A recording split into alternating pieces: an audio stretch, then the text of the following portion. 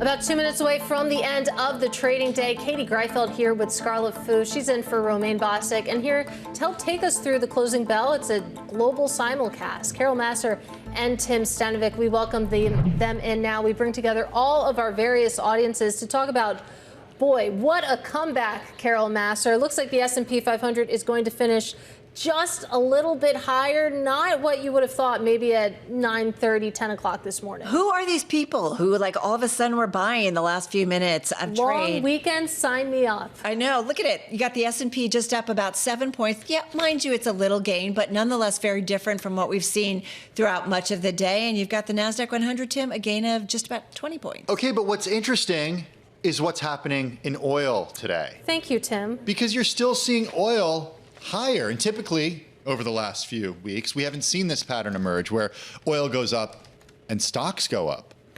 Brent contracts up 7% today. WTI still now above $110 a barrel, up 11% today. Yeah, well, we have to also mention a huge caveat, which is volume is not exactly plentiful today.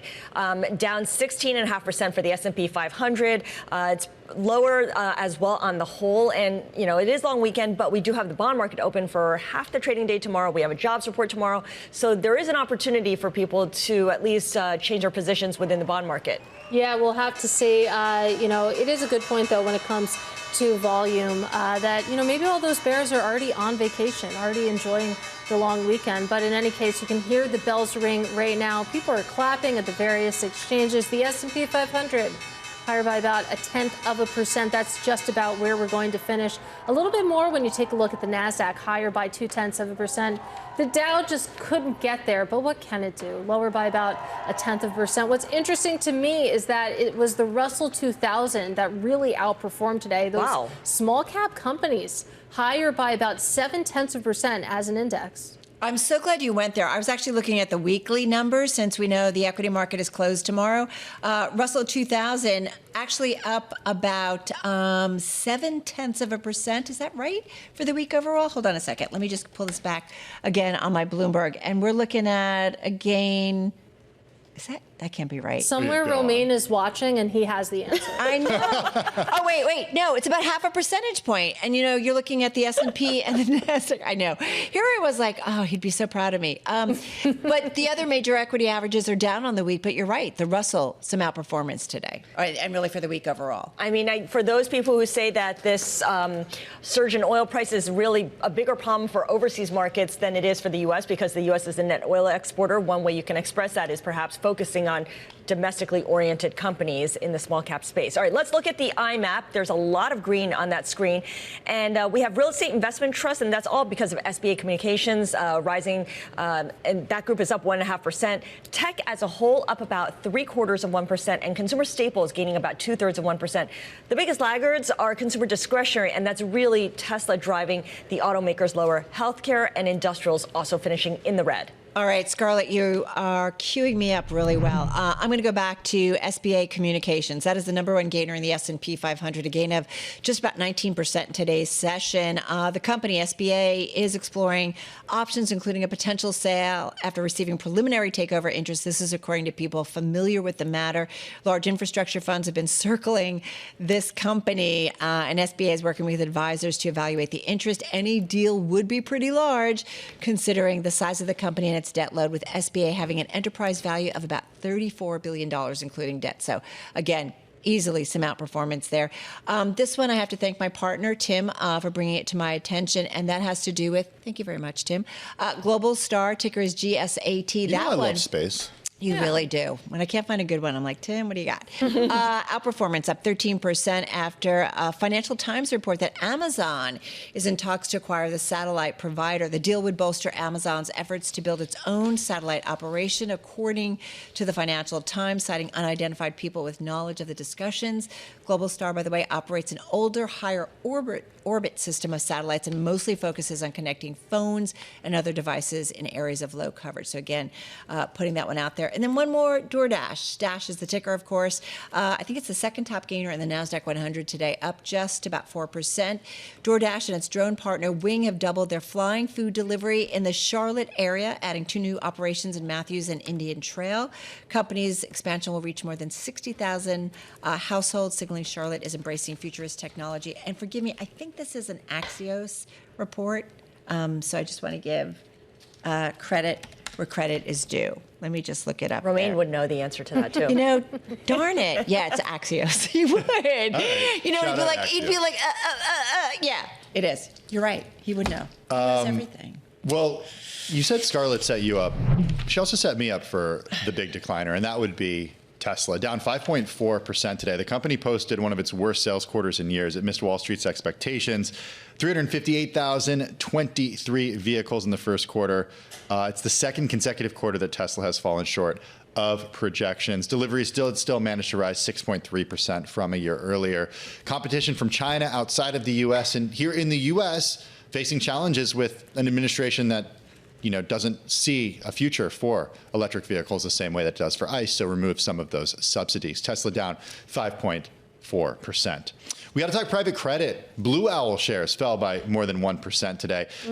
Ended up falling by 1.6%. At one point, shares were absolutely cratering before the 10 o'clock hour and around the 10 o'clock hour. At one point intraday, falling to the lowest level going back to 2022. Shares are now lost, get this, in just about 14 months since January of 2025, about 66% of their value. This is the poster child for the private credit, rethink. Yeah. It is. Olivia Fischlow's reporting on this has just been phenomenal on the Bloomberg terminal. She was on our program a little earlier talking specifically about this story, limiting redemptions from 2 of its private credit funds after facing a surge of withdrawal requests. Investors in Blue Owl Credit Income Fund asked to pull 21.9% of shares, and those in the Blue Owl Tech Income Corp asked for about 41% back. So those are big withdrawal requests, down 1.6% today.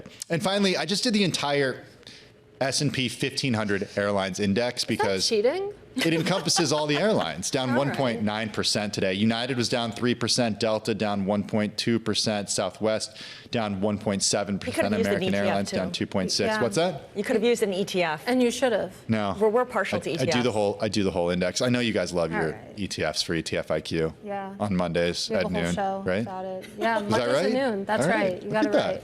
Big Crypto fan. is the day after with Scarlett and Tim. That's right. They love that show. Okay. All right, let's go back. Let's go back to the bond market. And, we were talking about how equities seem to be ignoring oil. So, too, was the bond market today, because take a look at those moves. Really small overall yields. Minuscule moves. Minuscule, pedestrian. Come on, let's get some action.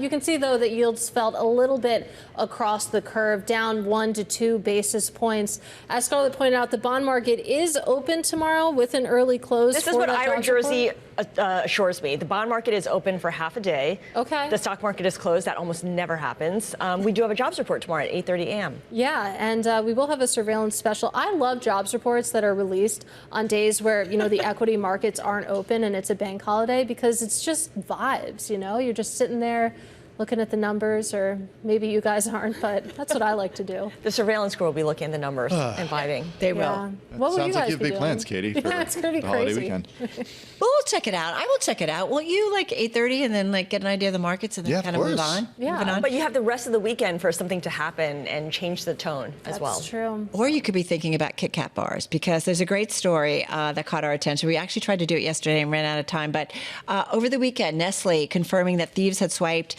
almost 414,000 units of Kit Kats, 12 metric tons, somewhere along their way from a factory in central Italy to Poland. Both the chocolate bars in the truck carrying them remain missing, though no one was hurt in the theft. It said the whole point of the story is they kind of turned this kind of bad news into good news, because they put out a message and they said, we've always encouraged people to have a break with Kit Kat, but it seems thieves have taken the message too literally and actually made a break with more than 12 metric tons. What do you do of with our those chocolate. Kit Kats? Wow. Where do you hide Melt them down? I don't know. Like gold? Yeah, what? exactly. Well, chocolate cocoa is pretty valuable, or it was for a while. Certainly not to the extent it was. But There's another story that caught our eye, which is Starbucks trying to woo baristas to be friendlier and speedier, and it's going to pay them to get there. They can earn an additional $1,200 a year if their store meets certain targets for sales, operations, and customer service.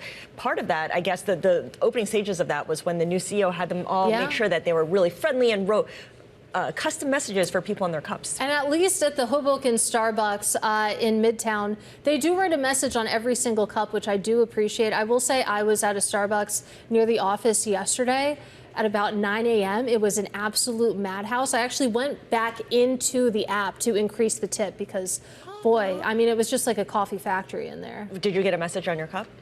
I don't know if I did, but they were really Did they busy. smile? Did they smile when they gave it to you? I can't express enough just how busy these people were. It does raise the question about how they She didn't answer the question. actually measure the friendliness. Does it have to do with surveys and, like, you know, how do you do that?